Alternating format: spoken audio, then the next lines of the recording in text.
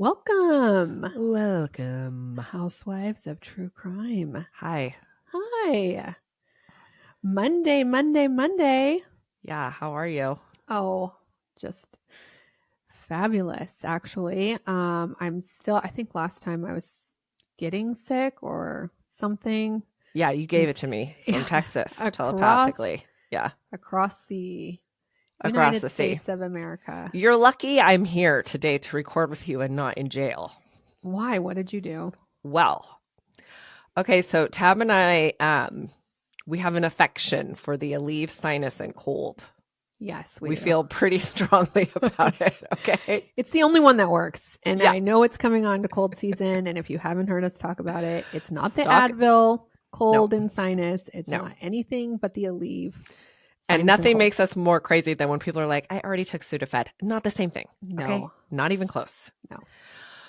Okay, so I was home. All three of my kids are sick, and I had Costco delivered. Mm-hmm. And while I'm shopping online for Costco, I added the NyQuil because we have a coughing situation and the Alka-Seltzer. Okay. Didn't think anything of it. Then we go to pick up their prescriptions. I see the Aleve, sinus, and cold behind the counter. Listen, they run out sometimes. You got to get it when you can get it. So I say, and you have to go to the pharmacy. Yeah, you have to ask for it behind the counter. Yeah. Yeah. So I ask for it and they're like, no, you can't. You have bought too much. And I'm like, what? Say what?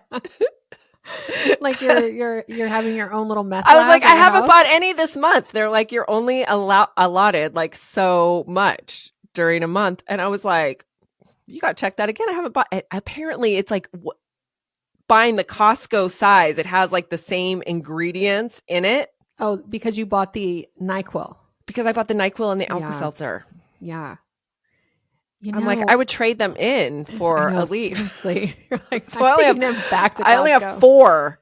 I'm like, oh gosh. 4 Aleve? Uh-huh. Oh man, girl. I can have my husband go and see, but I was really I was really shamed in the line. Like they were like, it has nothing to do with us. It's the federal government. I was like, oh shit. They're gonna come knocking I'm on the no-fly list. I got flagged. You totally did. You're gonna be like, they're gonna actually not let you get it ever. They're gonna think you're making the stuff. Dude, I'm like strategically now gonna get one like every month. Put it on my list of things to do. So I've done that before, and then you have a whole cabinet full of expired medicine. I know, I do. Yeah, expired medicine is balls. Lame. I know, but I did go to the store yesterday to also get my Aleve, and the pharmacy was closed. So I picked up some generic version of something. It did not work at all. Not even the generic Aleve works. And you know what? It's got to be the real deal. $17. I was like, damn it. I just spent this money for nothing. Yeah. So anyways, other than us being sick, hopefully you guys are all healthy and well and thriving this weekend. Gretchen and I have been putting up all of our decorations. I know we already talked about it, but we really have. Mine look really cute. Yeah, I redid mine already. In my sickness state, like delusional last night, I was changing things around and my husband is like, just go to bed. It's because you probably took the Aleve. It's like crack. I'm like, no, I didn't even take one yesterday because I feel like I took one today because I have so much to do, but I just feel like I have to they're so coveted. And, getting my husband to go to the pharmacy for me is like, I've got to beg, borrow, and steal to get him to do it. Yeah. And, because I can't do nasty things because I'm sick. Right. Oh my gosh. It's report card season also. In addition to cold and flu. Oh. Did you get yours? No, it's different here. Oh, okay. We actually get our grades every single day. Oh, okay. So I am apparently unattentive parent. Yeah, I didn't realize that it is on the computer, sort of every single day. Yeah. So my child I got a message from the school saying grades were coming out. So I logged into the school system and looked up the grades. Mm-hmm. Well, one of my children had an F in math. And I'm like, okay, what's the deal? What's going on? You know, I write the teacher like immediately, you know, hey, what can we do to help her, you know, get tutoring, whatever. He doesn't get back to me. She is like, listen, I tried my best. She has like no fear at all. Ruby? Yes, of course. She's like, I tried my best. It is what it is, Mom. I'm like, not really. Because you said you didn't have homework. There's all these missing assignments. I have the same all thing. That stuff. Yeah. So then we got the actual report cards mailed to us, the paper form, and it says she has a C. Oh. And I'm like, oh, okay. I write the teacher back like, still concerned, but not as concerned, right? And I tell Ruby, and she's like, victory dance. I'm like, excuse me, girl. A C is not as good as you can do. C's make degrees, girl. I know. I do in college. That's fine. But in 6th grade math, come on. I know. But it's the studying. 6th grade, 7th grade, it gets challenging. And now, you know, my husband's wondering why we're not going out to dinner and doing all these things anymore. You can't. You got to be on these children. I'm sorry. I think we're doing homework sitting next to our kid until 9:00 at night. Like, I don't know who these people are that have these independent children that actually just do it. Because every single time I believe that my kids have just done what they're supposed to have done, they've never done it. No, I know. I mean, most adults are like that. So how can we expect our 12-year-olds? So profound.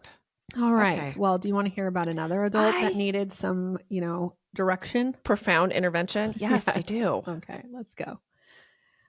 All right. We are going to North Salt Lake. You probably are familiar with that area because of, all your shows. Reality television. Mm-hmm. Yes. Yes, I am.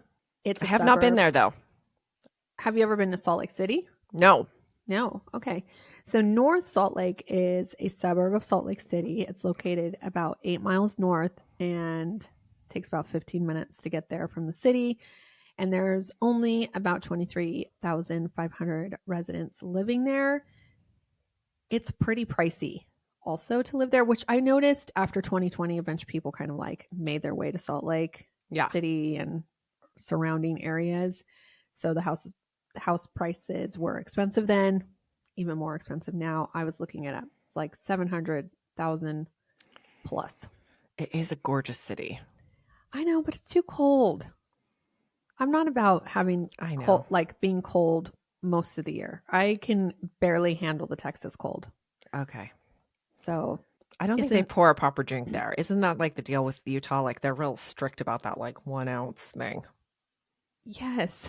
Because most of the population probably doesn't drink, or they do it very secretly like that. I just learned on the Mormon show. Okay. The Mormon Housewives, whatever it is. That was a funny costume, by the way. All these women dressed up as them. Oh, okay. Yeah, it is a funny costume. Yeah. All right. Did you ever look at that website, Niche? I don't think so. Okay, well, when we were moving, I was all about it, and it tells you all about the house, the area. But this area is idyllic, top-rated public school. Crime is below 73% of the national average, which is awesome. Okay, that sounds good. If you want to move there, it's a great place. Okay, and that is why Jill Martin, actually her name was Jill Allen at the time, moved there, but. Before she married her husband, her name was Jill Martin. She was born February 9th, 1972 in American Falls, Idaho, to mother Andrea and father Kenneth. Her dad unfortunately died when she was just 11. And her mom remarried a guy named Gary Myler, who really became her great stepdad. She considered him a parent. In 1990, Jill graduated from Aberdeen High School and went to Boise State University, where she met a handsome fellow named Paul Christopher Allen. Hold on. I'm like having like a nose issue. Hold on. Okay. That's a real unfortunate name. 3 first names? Stupid. I kind of actually like the name. You do? Yeah. It's not working for me. It's not. Well, what are you supposed to do? Name your middle name like not a yeah, name? Maybe give a like break it up. Like Paul McAllister Allen. Yeah. Yeah, that might work too. Okay. Well, this guy, Paul Christopher Allen. These two, Jill and Paul, really hit it off. They married in 1994 in Aberdeen and then moved to Utah. Jill would go to hair school to be a hairstylist, and Paul worked. Jill also actually worked while she was going to hair school at a clothing store. Then on August 28th, 1996, just 2 years after these two were married, Paul Allen was out on the water with some friends boating all day long, which sounds like what we would probably be doing if we lived there. Dreamy. Yes. He didn't get home until around 10 o'clock that night. He and his wife, Jill, they lived in a condo in North Salt Lake. And when he was walking up to the condo, he noticed that their front door was open. When he walked through the doorway, he saw Jill lying on the floor in the hallway covered in blood. Which seems like this is like the same scenario that I just talked about like last week, isn't it? Maybe the week before or every week. But anyways, I'm like, this is like... We have kind of a theme going. I guess so. Like, door was open. Husband finds the wife. He calls 911 and the dispatch, I'm going to like just, act like the call. Dispatcher says, 911 emergency. Paul says, my wife, something's wrong with her. Dispatcher goes, does she have any prior heart conditions? No, she's bloody. She's bloody? Yeah. Did you see any blood or wounds on her? Huh? Are there any cut marks on her? I don't know. I haven't looked. So then Paul asks the dispatcher for an ambulance, and she says, yeah, can you like check her body for some wounds? And he tells them that somebody must have broken in. And then finally he like all of a sudden says that he found something on the back of Jill's head and starts flipping out. When police and ambulance arrive, the first responders assess Jill's condition and her injuries, and they finally said, Jill didn't make it. They told Paul, and he basically lost his shit. He started screaming and jumping up and down and running back and forth, side to side in the condo and outside of the condo and by the condo's clubhouse. And I will tell you, I think that's exactly what I would do. Yeah. Right? Like, yeah. Yeah. That sounds like very reasonable. Yeah. And also finding like a head wound. That's the moment when you really like flip out too. I know. So back inside the condo, police discovered a baseball bat inside the door of a bedroom. The bedroom was completely trashed. The bed was tossed. Drawers had been pulled out. The contents were dumped everywhere. Jill's purse was open. Everything inside of it was tossed out across the kitchen counter. Jill still had her clothes on, but her belt had been broken and her clothes were kind of like pushed up, exposing like parts of her. The carpet underneath Jill's body was completely soaked in blood. Blood splatter was all over the wall, all over where she was. There was clear signs of a struggle. However, the doors and windows like showed no sign of forced entry. It was like the killer just walked inside the front door and found Jill. Which, by the way, if you live in a real safe community, maybe you just don't lock the fucking door. Yeah. So I'm like, I don't know if that's really a concern because it's 73% below the national average of violent crime. Like, I don't think this shit happens there at all. Jill's body was sent for an autopsy where her cause of death was found to be a result of strangulation as well as blunt force trauma to the head. Despite the state of her clothing, there was no sign of sexual assault. After Jill's remains were released, a funeral was planned for September 2nd, 1996 in Idaho, where Jill grew up. Jill was Mormon and a member of the Church of Latter-day Saints, and her funeral was held at their city ward. Mm-hmm. And if you know anything about the Mormon religion, they have these wards that are in their own neighborhood, right? So where we are, I think there's 2 in our town, and based on where you live is where you go. It's kind of... Yeah, I hear they pass out these lists that say active, non-active. Yeah. Who lives in your ward. A reason I could never be Mormon. I'd be shamed I was buying the leaf. You don't be going to church. I think you get non-active on the newsletter. I know. I think that you do. So that's probably why they go to church. Yeah. Yeah. And if you're not paying your dues, you're probably also you're not active. Non-active. You came, but that don't count. And you're not paying us. So yeah. Jill was laid to rest at the Aberdeen Cemetery after her funeral. Back in North Salt Lake, Paul was being looked at by the investigators because... Yeah, it's pretty logical. Yeah. Yeah.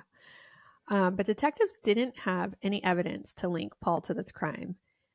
He looked like every bit of a grieving spouse that you would think, Sergeant John Hurden of North Salt Lake Police Department headed the investigation, but months and months went by with few to any leads, and it really was going nowhere. That is until April 1st, 1997, when a man named Brandon Nicholson walked into the North Salt Lake Police Department. Brandon told the sergeant that he knew 2 guys from work, Joseph Sergis Wright and George Anthony Taylor, also one with 3 first names. Right? Yeah. George Anthony Taylor. Maybe that's maybe that's a Utah Mormon thing. Oh, maybe it is. Maybe one of our Mormon listeners will tell us if we're wrong about the word thing. Feel free. Yeah, feel free. About 3 weeks before Jill's murder, George Anthony Taylor told Brandon that he and Wright had been hired by somebody named Paul to kill Paul's wife. In exchange for murdering her, Taylor told Brandon that he would receive between $5,000 and $10,000. Brandon said that he confronted Taylor after seeing the news report about Jill's murder, and Taylor admitted to killing Jill. Brandon said that George Taylor was going to shoot Jill, but when the gun misfired, Taylor then decided to hit her instead. Then he beat her with a baseball bat before he finally strangled her. Taylor dumped Jill's purse and dresser drawers to make it look like a robbery, and then yanked Jill's clothes up to make it look like a sexual assault. Brandon said that he actually helped Taylor dispose of evidence, and like any good criminal ready to confess, he told them that he would testify for the prosecution in exchange for immunity for his part in the crime. And he just walked right in and said this. Mm-hmm. Mm-hmm. Which is weird, right? Yeah, it's weird that you are morally corrupt enough to think that $5,000, $10,000, even $50,000 to unalive someone is acceptable in the moment, and then take it from a gun to a bat. That's pretty horrendous. No. So Brandon is the one that walked in. He didn't do any of this. He just, and I'll tell you in a minute, he just was told by these 2 guys that worked with him that that's what they did. Okay. He also said he had a part with destroying evidence, which is, I'll tell you later, is he burned the clothes for that one of them was wearing. Yeah. He also did one other thing that I'll get to, but he was not there and did not participate in the crime, but he did. I think he was having some guilt for his participation in the crime. And when it like actually hit him that these guys actually did this to this woman, probably was okay. like, That makes more sense. yeah. George Anthony Taylor was soon arrested. And sure enough, this dude coughed up a full confession also. Dang. Plus, he told his buddy Joseph Wright, who was then arrested too, and also sang like a bird when he was in custody. Dang. Both Taylor and Wright provided this same person who hired them, and it was none other than Jill's husband, Paul Christopher Allen. So their story is that Wright said that Paul had approached around December 1995, 8 months before Jill was killed. Paul said that he knew a guy at work that wanted his wife killed, and he was willing to pay about $10,000. So Paul didn't immediately say it was like his wife, right? Yeah. Paul asked Wright straight up if he was interested, and Joseph Wright told him that he would see what he could do. Later, Paul told Wright that he was having marital issues and it was actually his own wife, Jill, that he wanted to be killed. Also, at this point, the price went up. It went from $5,000 to $10,000 to $30,000. And he promised him he was going to give him part of Jill's life insurance, which was $50,000. So, which I thought, wow, like Paul really wants his wife dead if he's willing to give like over half of it.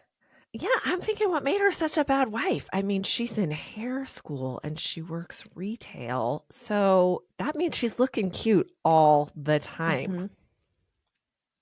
And she was really cute. Yeah. So I don't know.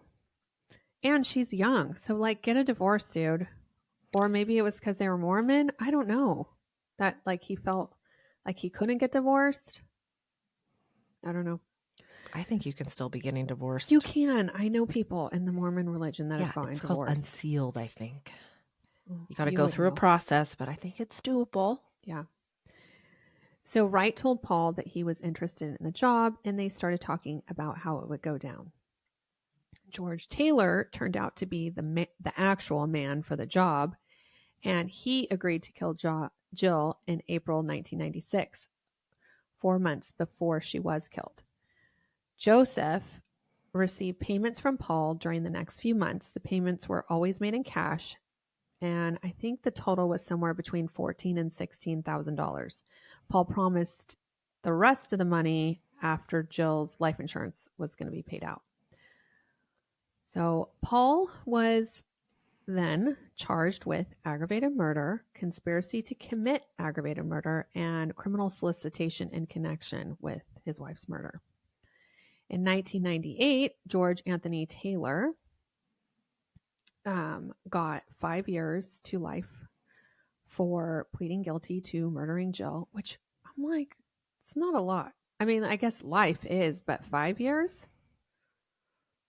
Yeah. For actually doing the job? Yeah. His accomplice, Joseph Sergis Wright, he got 2 to 5 years for his part in being, hiring Taylor. Which, by the way, I'm like, Utah, are you guys really easy on these criminals or what?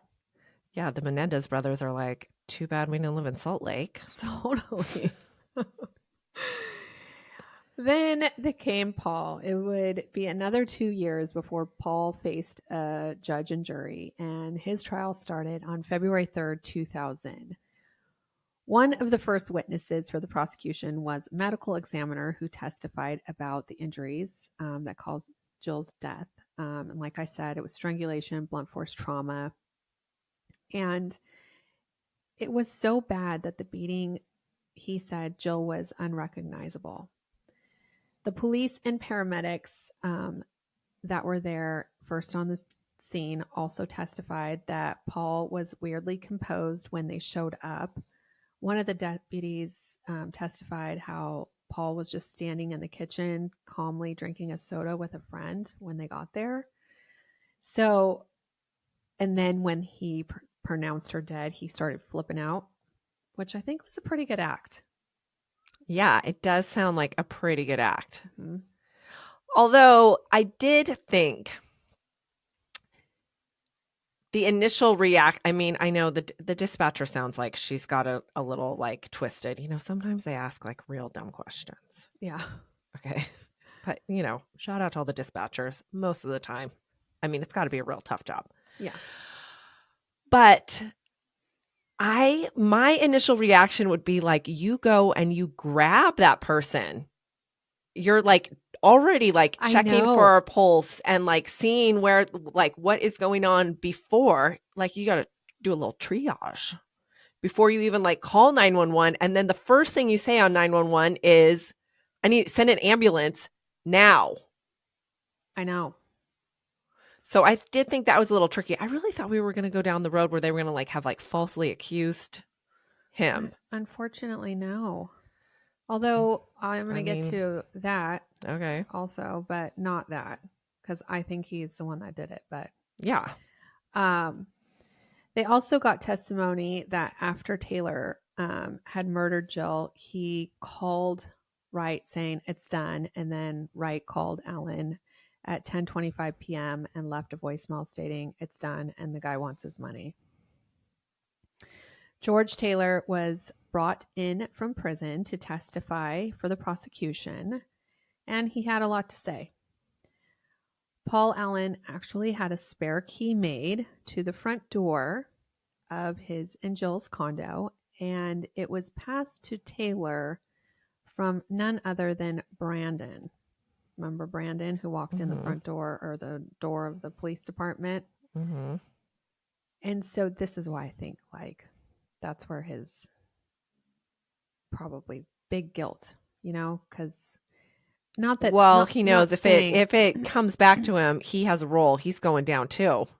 Yes, that's bad. Yes, I know, and that's probably. I mean, that's not after the fact. That's before the fact. Right. That's you knew what was going to happen. You could have saved a lady's life. Yes, he could have. That's terrible. Yes, terrible. Shame on you, Brandon. Yeah. I mean, did he know? I don't know if he knew. Oh, really? Yeah. Okay. He knew after he had to burn somebody's clothes. I mean, then it's like, what am I burning your clothes for? That's fucking weird. If somebody ever asked me to burn their clothes, I wouldn't do one. I wouldn't do it. I'd be like, trying to know you no more. I'm not like, we are not friends. No. Okay. Nope. Don't come to me if you want your clothes burned. Let me just tell you that. And don't come to me if you ever do something bad, because I'm not the one to tell. Although I do like information. Yeah. So anyways, it was passed to Taylor from Brandon. Then Taylor used the copy key to get in the front door of the condo where he waited for Jill. He hid in the hallway until she got home from work, and then he struck her. He had a gun in his left hand, and he used his right hand to punch her. Jill was a fighter. She fought back. He told the jury that he got on top of her and told her not to scream, but she still did. And then he tried to shoot her, but it misfired. And that's when he hit her with the gun to like become unconscious, but she didn't. I mean, girlfriend, too bad she didn't get away, because man, like she had it in her, you know? Yeah. That's when he got the bat, and then he used her belt to strangle her. Taylor also said the reason that he took the job was because he had a very heavy gambling debt that he had run up, and that when Wright approached him for the job, he agreed to do it.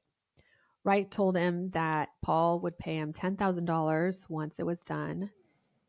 And on August 28th, when it happened, wasn't actually the first time that he attempted to kill Jill. He said that between June and August, He had planned to hide in Jill's trunk while she was at work. And then when she got out, he was going to crawl through the back seat and shoot Jill. And he said he tried twice, but then couldn't go through with it. And then when Paul got the spare key made, it was kind of easier for him to do it. Taylor claimed that he told the truth after being arrested because he saw Jill's mom on TV pleading for help to solve her daughter's murder. He said that he also spilled the beans first and foremost. He said, I want to give some answers to Jill's family. I felt that it was the least I could do to help them, not to mention the guilt that was wreaking havoc on my Was he a peace. Mormon too? I don't know. Because I think we need more Mormon criminals. Just, you're already going down. Just spill it. That is like the most frustrating thing. Like, just give the family some. It's the least you can do is take a plea so you don't have to put them through a trial. I know. And just spill it. I know, but you know what? The one that didn't spill it is freaking Paul, the husband. Ugh. Prosecutors produced a receipt for a debit card purchase that Allen made on the 26th, where he did get a key copied. The defense claimed that there was a reasonable explanation for that, but they never gave one. Yeah. They just said that these two, Taylor and Wright, were totally like off their rocker and they've changed their story and it isn't what they claimed. Brandon also testified about receiving the key from Paul and providing it to Taylor.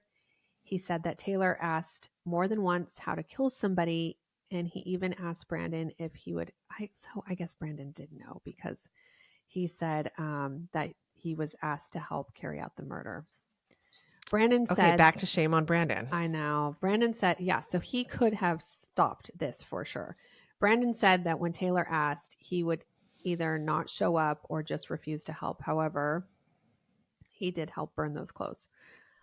The defense had quite a theory themselves. Their version was that this was just an artful story of these guys making up this story about a robbery gone wrong. And they were like they just woke up and were like, as long as I'm arrested, I think I'm just going to take the opportunity to get some prison sleeps. I really don't like my mattress. Yeah. I want to try out one of them cot things and eat, those shit food. Yeah. Eggs that are not like eggs. Like, I think they're made from powder. Yeah, powdered eggs. I picture that's what they feed them in prison. I can imagine. It's boxed mashed potatoes for sure. Mm-hmm. Yeah, so he says they concocted the whole story about Paul planning to murder and paying them so that they could get time taken off their sentences. 3 weeks after the trial started and 9 hours after deliberations, the jury of 6 men and 6 women presented their verdict. And of course, they found Paul Christopher Allen guilty of murder. When he heard the verdict, Paul buried his head on the table and slumped down in his chair. Jill's mom told reporters, "It's good, it's right, but it should never have happened. And the truth did come out, and these people did recognize the truth, and you can't run from the truth." Paul was sentenced to life in prison with the possibility of parole. I'm telling you, like Utah, where'd it go? He appealed his conviction the first time in 2005. During the original trial, the prosecution introduced evidence of credit card fraud that Paul had been committing. And he was stealing customers' information and using it to get credit card from his job. He then would use these cards to run up charges at different stores and for golfing. Okay, so this is my question. Well, I mean, granted, this is like back in the day, but I have this like argument with my husband because I am a big fan of the Apple Pay because I feel like then nobody gets they don't really get your number. Yeah, right? That's right. Uh-huh. And he's like, no, it doesn't matter. I'm like, no, I don't. If I can avoid putting my card into a machine, no, I think you're right. Then I think it's safer. Yeah, I think you're right. Because it changes the number every time you Apple Pay. Like it's different. Like, because every time I go return, they're like, do you have this credit card number with this da da da? And I'm like, yeah, I don't have that credit card number, but I paid with Apple Pay. So that's probably why it's doing that, you know? Yeah. So I think it's safer, yes. So just always pay with Apple Pay. Yeah. Anyways, the prosecution felt that it was intrinsic evidence, and in appeals, Paul's lawyer tried to use a credit card fraud as a reason to overturn this conviction, which doesn't make any sense to me. And the Utah Supreme Court said no can do barbecue. Then he appealed again in 2008, and they shot him down again. Over the years, Paul has tried to maintain his innocence. There is a Facebook page out there for him, but nothing's been posted since 2016. So, I mean, I don't think it's happening, Paul. He appealed again in 2016, claiming new evidence existed pertaining to the case. And this new evidence was a credit card purchase he made in proof that the gun had been purchased 3 years before the murder, not the night before the murder. I don't think that really matters either, Paul. Doesn't matter to me. It doesn't matter. So, appeal denied. He appealed in 2018, 2020, also denied. And then in 2022, George Taylor was eligible for parole. He faced a parole hearing, and Jill's family testified, and they did not want him out of prison. And his parole was denied also. He is serving his sentence in Summit County Jail in Utah, and he is set to be released, however, on April 21st, 2026. So not that much longer. I still want to know, did anybody give up? Like, was there more to it than just a couple $1,000s in life insurance after he paid out people? Like, what was so bad about Jill? Yeah. Was he a cheater, pumpkin eater? I tried to find that information out, but there's hardly anything on this case. Actually, I'm going to tell you in a second, but it was brought to us by a listener. There's not that much, but I would love to know what Paul's secrets were, because there's obviously he was hiding something. He was having an affair. He had all that credit card fraud, right? So I'm thinking Jill probably knew about it or found out about it and was like, I'm going to go to the pastor or the elder or whoever whatever, right?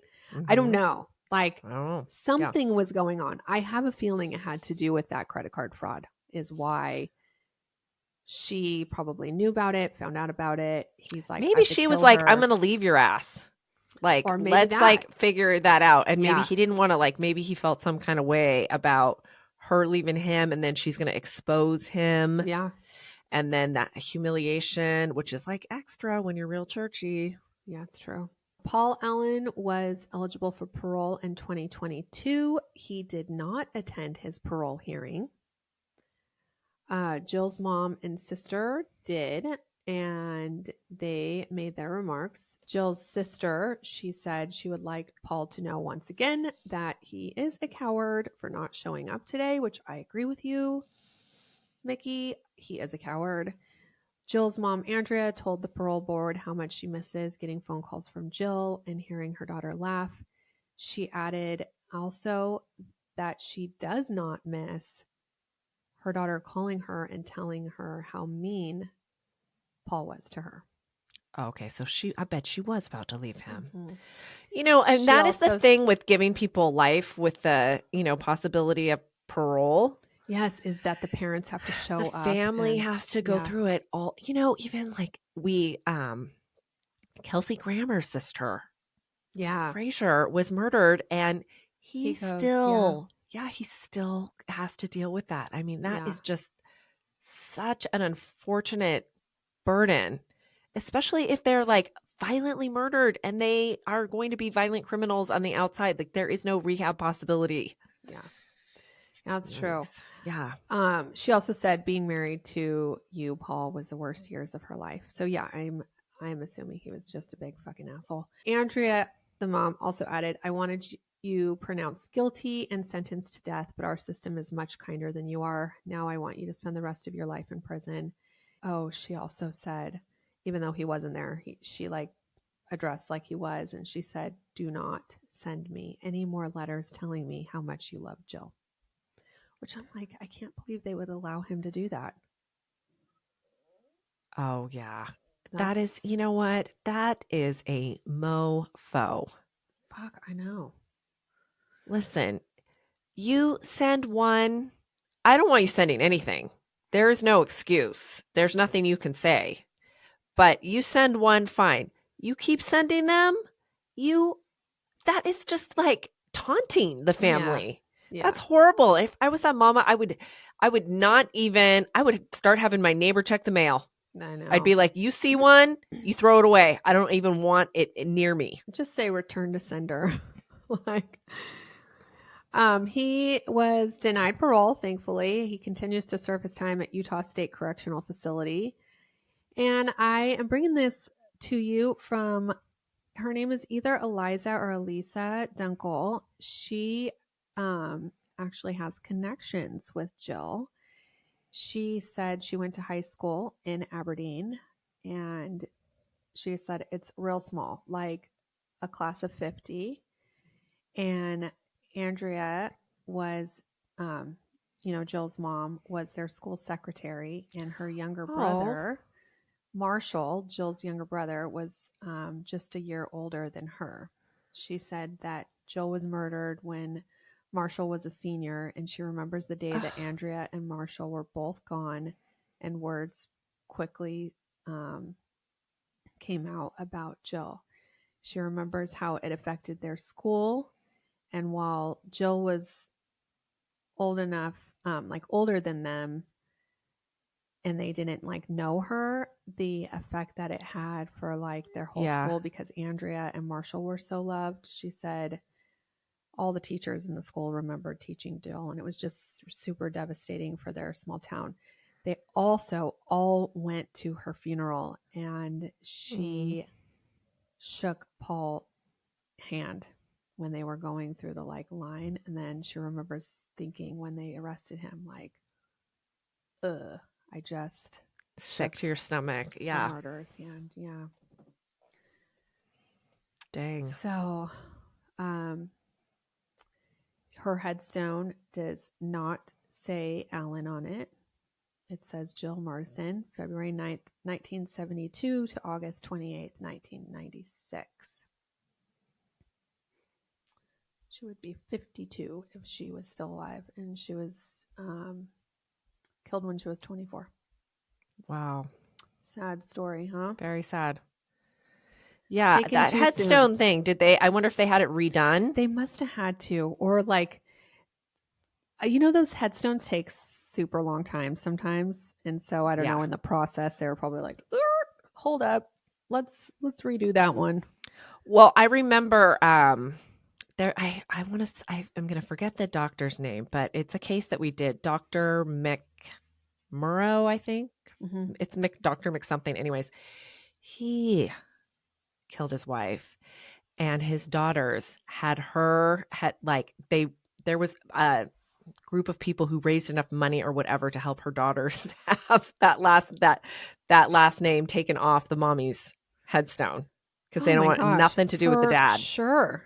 I think that's a very kind thing to do.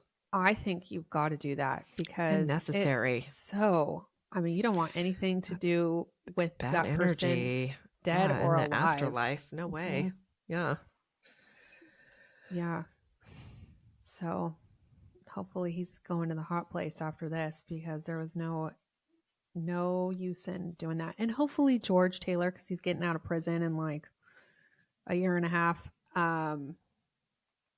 hopefully he has been reformed in those few years he's spent in prison.